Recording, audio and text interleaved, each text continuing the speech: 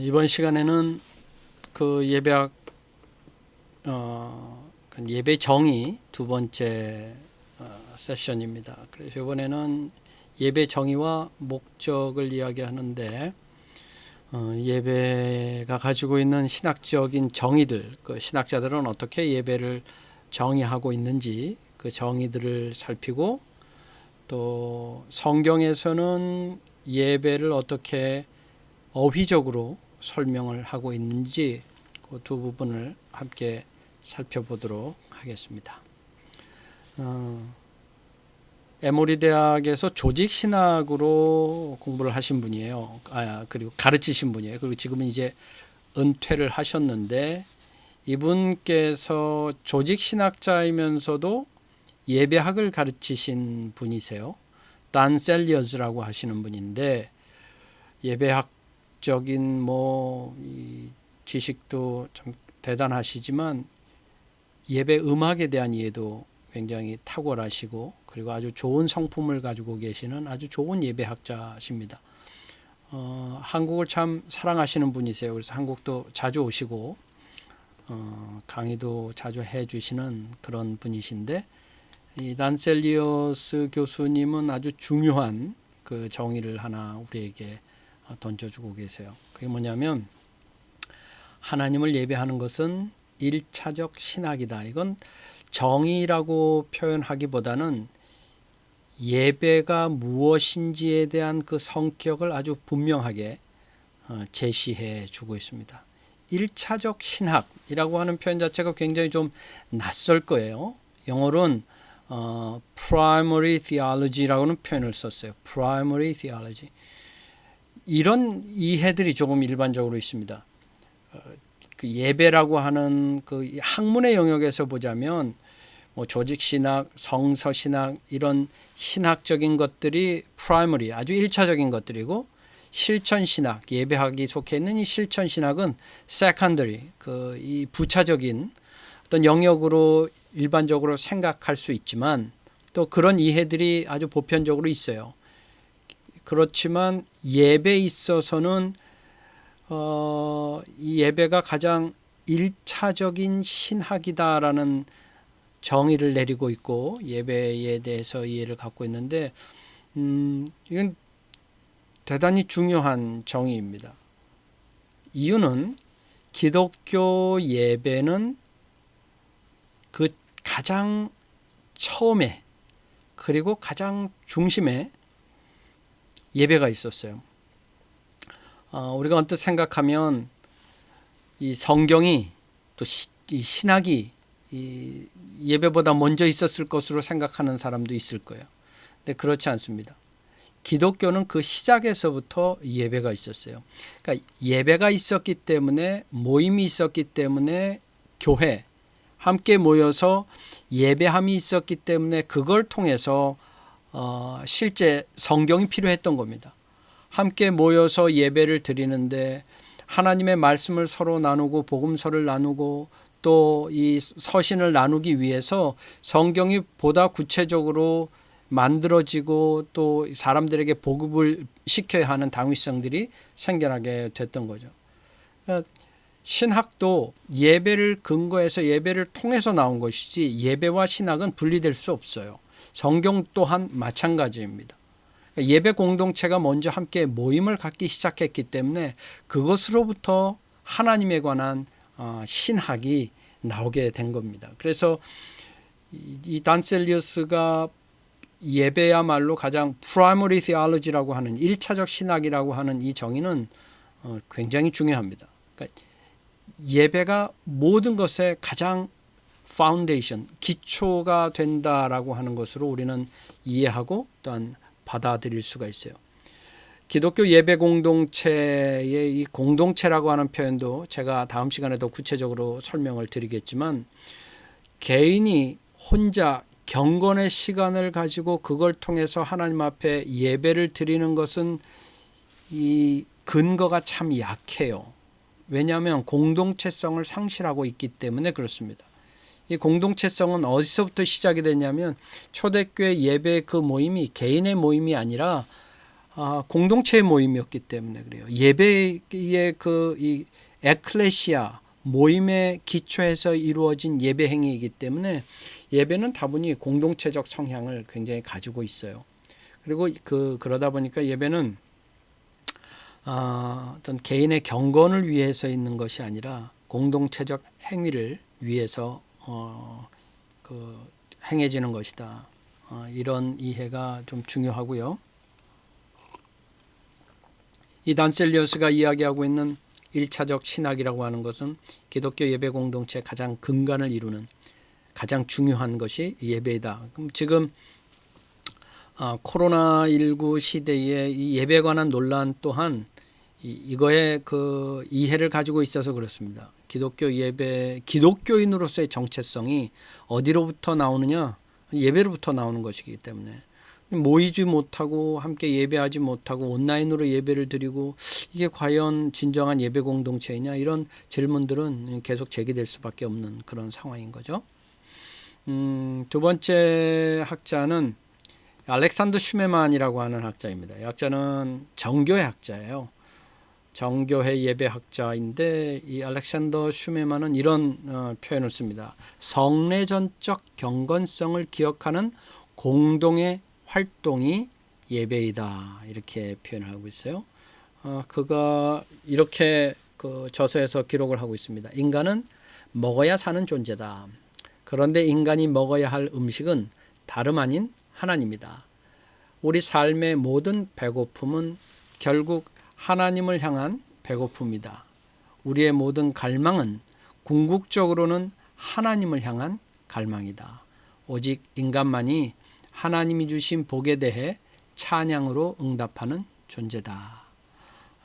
우리 인간들은 기본적으로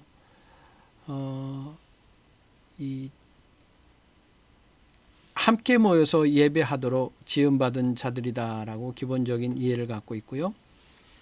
특별히 이 슈메만이 강조하고 싶었던 것은 이 성례전적 경건성이라고 하는 부분입니다. 그러니까 기본적으로 예배는 성례전적인 요소, 이제 성례전이 뭔지는 조금 더 구체적으로 이제 설명을 드릴 거예요. 이 성례가 가지고 있는 특별한 기능들이 있거든요. 이 부분은 이제 좀 이따 말씀을 드리게 될 텐데 아마 다음 시간쯤에 더 구체적으로 말씀드리게 될 텐데, 이 슈메만은 정교회가 가지고 있는 예배 이해에 근거해서 이런 정의를 하게 되는 겁니다. 지난 시간에 우리가 이야기했지 않습니까? 정교회 전통에서는 예전적인 요소가 얼마나 중요한지, 그러다 보니까 성례가 생략된 예배는 이들에게 있어서는 예배라고 인정할 수가, 받아들일 수가 없는 그런 상황이다 보니까 이 정교회 전통에서 볼 때는 이 성례전적인 이 경건함이 예배의 가장 중요한 요소입니다. 그래서 성찬 때 우리가 주의 살과 피를 먹고 마시는 것, 그를 통해서 예수 그리스도와 하나 되는 것, 그를 통해서 세상에 나가서 그리스도인으로서 살아갈 수 있는 것, 이 부분이 예배에 있어서 가장 중요하게 자리매김되어야 한다라고 가르치고 있습니다. 로널드 알렌이라고 하는 이분은 이제 장로교 계통의 신학자인데 이분의 정의는 이래요. 예배란 우리가 그분의 가치를 선언하여 하나님께 적극적으로 응답하는 것이다. 이 유사한 표현들은 예배 신학자들이 계속 이야기를 합니다. 그러니까 하나님께 응답하는 것, 어떤 것을 근거해서 하나님께 응답하는 것이 중요한지 이제 이야기를 계속 전개해 나가게 될 거예요. 예배는 수동적이 아닌 참여적인 것이다. 예배는 단순한 분위기가 아니다. 그것은 하나의 응답이다. 예배는 단지 감정이 아니다. 그것은 하나의 선언인 것이다. 여기서 이 알렌의 경우는 예배가 가지고 있는 어찌 보자면 상당히 일방적으로 드러내는 일방성에 대해서 강조를 하는 거예요. 이 선언이라고 하는 것은 이 영어로는 proclamation, 그러니까 이 선포라고 하는 개념이 좀 더 명확할 거예요. 여러분 이 선언은 굉장히 발표하는 사람이나 선언하는 사람의 입장은 굉장히 견고합니다. 주저함이나 망설임이 없죠. 전쟁을 상대방에게 그 선언할 때의 모습을 생각해 보자면 한편 굉장히 비장함도 그 안에 담겨져 있잖아요. 그러니까 예배는 하나님께서 우리에게 베풀어 주시는 은혜의 자리인데, 그게 그냥 우리가 아주 수동적으로 또 받아 먹기만 하는 그런 어리운 아이와 같은 모습을 통해서는 하나님 앞에 예배할 수 없다. 하나님은 보다 우리가 예배 참여자로 하나님 앞에 나아갈 때는 보다 적극적으로 또 긍정적으로 그리고 열심을 다해서 참여하는 그런 예배자의 모습을 원하는 구조가 예배의 생리 가운데 아주 중요한 부분이다라고 강조를 합니다. 그리고 이분은 그분의 가치를 선언하여라고 표현을 하고 있는데, 그게 바로 worship이라고 하는 영어 단어와 결을 같이 하는 의미를 담고 있는 문단이 됩니다. worship이라고 하는 것은 이 worth라고 하는 단어, 가치라고 하는 단어와 worship 할 때 ship은 그 상태를 의미하는 단어인데, 이 두 뜻이 함께 이렇게 겹쳐 있어요. 그래서 최고의 것, 최고의 가치를 하나님께 올린다라는 뜻을 이 단어가 가지고 있습니다. worship, 예배. 그래서 저 알렌 교수가 이 정의를 통해서 하나님 앞에 최고의 것, 선한 것, 귀하고 복된 것으로 하나님 앞에 보다 적극적으로 그리고 능동적으로 나아가야 한다라는 정의를 내리고 있습니다. 장자크 폰 알멘이라고 하는 그 스위스의 학자인데, 이분은 이렇게 예배에 관해서 우리에게 가르침을 주고 있습니다. 구속의 역사를 요약하는 것으로서 예배. 중요한 말씀이에요. 하나님께서 인간을 구원하기 위해서 이 땅에 예수 그리스도를 보내주시는 그 사건이 예배 가운데 경험되어야 한다라는 겁니다. 결국 예배를 드리는 것은 그 순서 제의 하나하나를 통해서 예배자들은 무엇을 경험해야 하는가? 하나님께서 예배를 통해서 예배자들에게 구속사적 은총을 허락해 주시는 것을 예배를 통해서 경험해야만 한다라는 거예요. 그리고 교회의 자기 표현으로서의 예배라고 했습니다. 이거는 분명한 거예요. 교회는 예배하는 공동체입니다. 교회 가장 우선의 일이에요. 교회가 모여서 예배는 드리지 않고 자선 사업을 한다. 자선 사업만 한다. 아니면 예배는 드리지 않고 교회가 정치적인 움직임만을 한다. 교회가 예배를 빌미 삼아 다른 목적을 이루고자 한다라고 하면 그거는 교회가 그릇된 모습으로 자기를 표현하고 있는 자기 정체성이 되는 겁니다. 결국 교회는 예배를 통해서 우리가 누구인지를 나타내는 그 이 의미가 예배 안에 담겨져 있다라는 거예요. 요즘 뭐 그 이 뭡니까 정치적으로 좀 이렇게 회자되는 교회들도 있고, 또 이단들에서 나타나는 그 이단성들의 시비가 있는 예배 공동체들은 보면 그들의 문제되는 모습들이 결국은 예배를 통해서 다 이렇게 표출이 됩니다. 이단성들은 다 예배를 통해서 표출이 되기 때문에 결국은 예배야말로 가장 그 모임이 가지고 있는 정체성을 표출하는 대표적인 그 통로가 된다라는 겁니다. 그래서 결국은 예배는 교회의 자기 표현으로서의 의미를 담고 있다. 아주 적절한 정의죠. 그리고 세계의 종말과 미래를 지향하는 그 지향점이 분명하게 예배를 통해서 나타나야 된다. 이거는 이제 다음 시간에 제가 정의하는 기독교 예배 혹은 예배 공동체, 뭐 두 가지 같은 의미로 저는 사용하고 있는데, 에 대한 정의를 네 가지로 내립니다.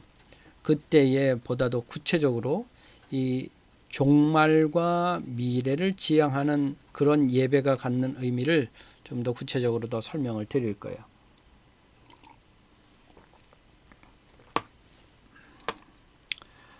폴훈이라고 하는 학자인데 이 학자는 이렇게 얘기합니다. 아주 단순하게 예배에 대해서 정의를 해요. 그리고 이 정의가 가장 보편적으로 많이 사람들에게 알려져 있는 그런 정의입니다. 또 뭐 외우기도 쉽고 또 이해하기도 쉬워서 이 정의가 아주 보편적으로 많이 이해되는 그런 정의인데, 하나님의 계시에 대한 인간의 응답.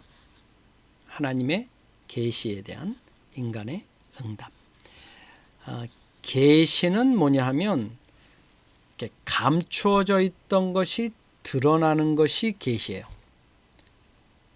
베일에 쌓여 있던 것이 드러나는 것이 계시입니다. 하나님께서는 하나님이 누구인지를 예배를 통해서 다 드러내 보여주셨습니다. 그리고 하나님이 우리 인간들에게, 특별히 우리 예배자들에게 하나님께서 베푸시고자 하는 모든 은혜를 예배를 통해서 다 베풀어 주시고 자기를 다 나누어 주신 거예요. 하나님은 예배를 통해서 자기를 가리시는 것이 하나도 없어요. 하나님의 본성은 예배 가운데 다 드러납니다. 예수님이 누구이신지도 우리는 예배를 통해서 다 경험하잖아요. 그리스도가 누구이신지, 성령 하나님이 누구이신지를 우리 예배를 통해서 다 경험하는데, 그거는 하나님이 먼저 자신을 드러내시는 사건이 그 예배에 있기 때문에 가능한 일이다라는 것입니다. 그래서 예배는 기본적으로 하나님이 자기를 먼저 드러내시는 사건이에요. 그래서 예배의 주어가 또 하나님이 되십니다.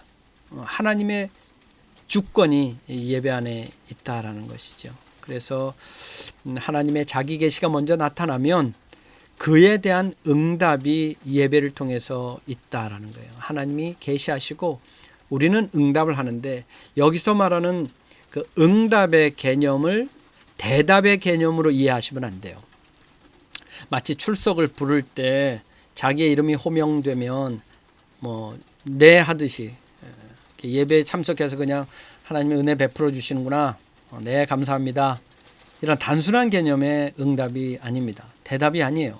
여기서 말하는 응답은 영어로는 커미트먼트라고 하는 단어가 더 좀 잘 어울리는, 물론 response라고 하는 단어 또한 여기서 말하는 응답이 되지만, 그거보다는 이 커미트먼트가 있는, 그러니까 위임이라고 하는, 나에게 어떤 그 맡겨주신 사명이 있는 그 사명감을 가지고 하는 응답이다라는 거예요. 주님, 제가 여기 있습니다라고 하는 이런 어떤 분명한 굳은 의지를 가지고 믿음의 고백을 예배를 통해서 이루어져야 한다. 그래서 폴훈은 이와 같이 아주 명료한 정의를 우리에게 주고 있는 겁니다. 하나님의 계시에 대한 인간의 응답입니다.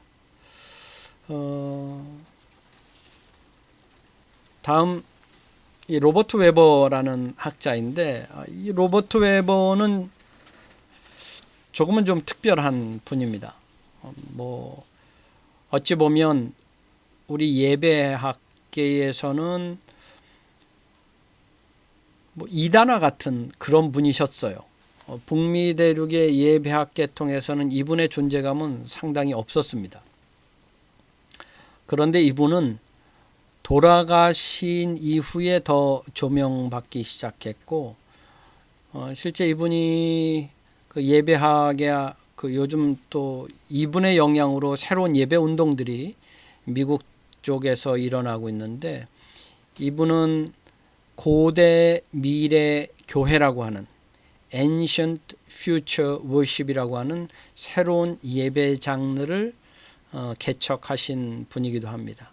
그리고 이분의 이름을 딴 신학교도 미국에 있고, 그 신학교는 우리가 이해하고 있는 현대 예배를 더 보다 중점을 두고 가르치는 그런 신학교가 이분 이름을 딴 신학교도 있습니다. 예배를 가르치는 신학교예요.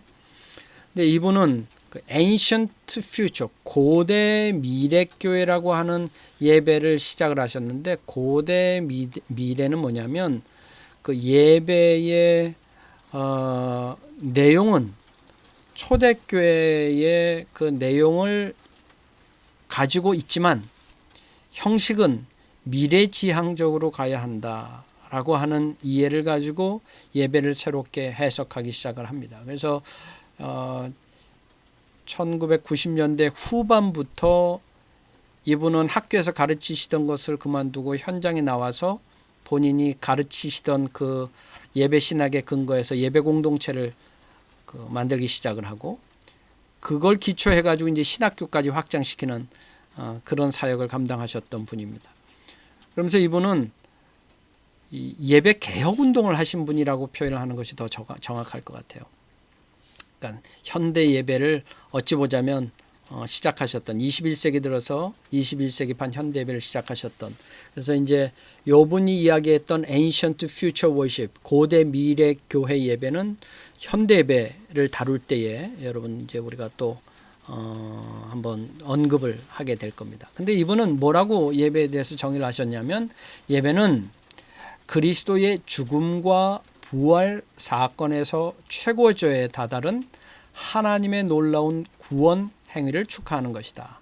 예배는 과거에 발생한 역사적인 사건을 축하하며 미래에 발생할 종말론적 사건을 예상하는 것이다. 그렇게 함으로써 과거와 미래의 의미가 현재 성도들의 경험 속에서 생생하게 되살아난다. 여기에 몇 가지 좀 중요한 표현들이 이분이 이제 사용하고 계세요. 그게 뭐냐면 하나님의 놀라운 구원 행위를 축하하는 것이다. 그러니까 예배를 갖다가 기본적으로 이분은 이 축하한다, celebration이라고 하는 표현을 쓰고 있어요. 예배의 축제성을 강조하는데 예배가 축제가 될 수 있는 그 근거를 어디서 삼고 있느냐 하면 부활 사건이에요. 그리스도의 죽음과 부활이 마땅히 예배를 통해서 우리에게 경험되고 그렇다면 예배는 우리는 분명하게 축하할 수 있다라는 기본적인 이해가 있어요. 그래서 이분은 그러다 보니까 교회력을 굉장히 강조합니다. 예수 그리스도의 생애 주기에 기초한 교회력으로 예배를 드리면 모든 예배를 모일 때마다 그 예배는 예수 그리스도의 부활을 축하하는 이 셀러브레이션의 기능을 감당할 수 있다.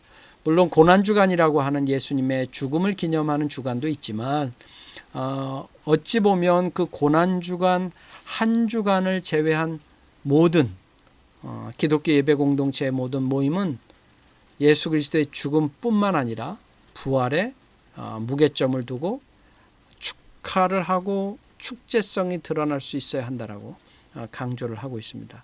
그래야 이 땅에서 어렵게 살아가지만 이 종말론적 신앙을 가지고 살아갈 수 있다. 이 종말론적 신앙은 다음 시간에 더 구체적으로 말씀을 드릴 거예요. 이게 종말과 종말론적 신앙은 굉장히 큰 차이가 있습니다.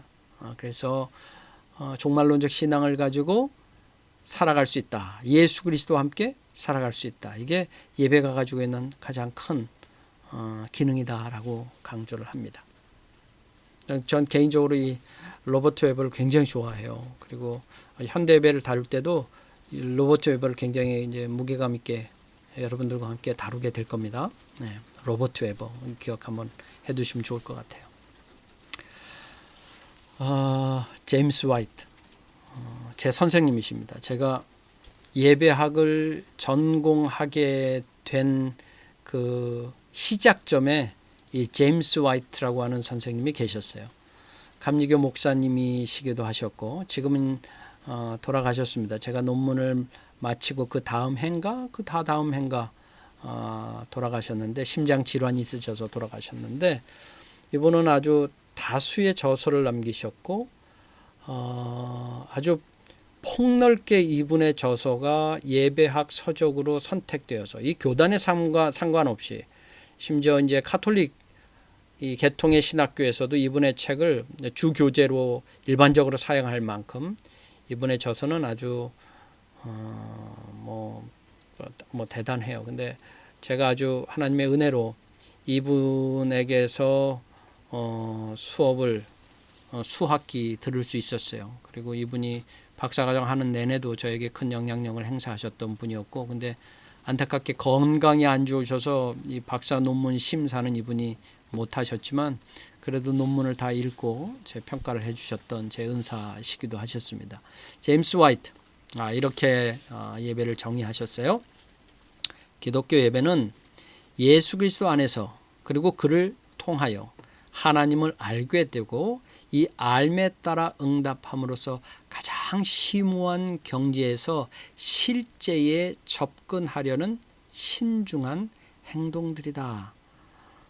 좀 거창하고 여기서 이제 심오한이라고 하는 표현을 쓰고는 계시지만 저는 이렇게 심오한 경지라고 하지만 이분이 자주 표현하시는 단어는 신비한이라고 하는 단어를 굉장히 많이 쓰셨던 분이에요. 그러니까 예배는 일체의 신비적 사건이다라고 하는 이해를 가지고 계시면서 인간이 알 수는 없지만 참 신비롭게 하나님께서 예배를 통해서 현현 나타나시고 그 나타남을 통해서 하나님이 누구인지를 그 실체 하나님이 누구인지 이 본질적인 하나님의 리얼리티를 예배를 통해서 경험할 수 있다라고 가르치셨던 분이시기도 합니다. 우리 선생님이 보고 싶네요. 아주 좋은 선생님이셨습니다. 아주 좋은 선생님이셨어요. 자, 그러면 성경에서는 예배를 어떻게 이 어휘적으로 표현을 하고 있는지 몇 가지 단어를 여러분들께 좀 설명을 드리겠습니다. 그 첫 번째 가장 보편적으로 많이 사용되고 있는 단어인데 레이투르기아라고 하는 히라버 단어입니다. 성경에서는 직분이라고 하는 단어로 나타나고 있어요. 그러니까 예배라는 표현으로 이 단어를 표현하지 않습니다.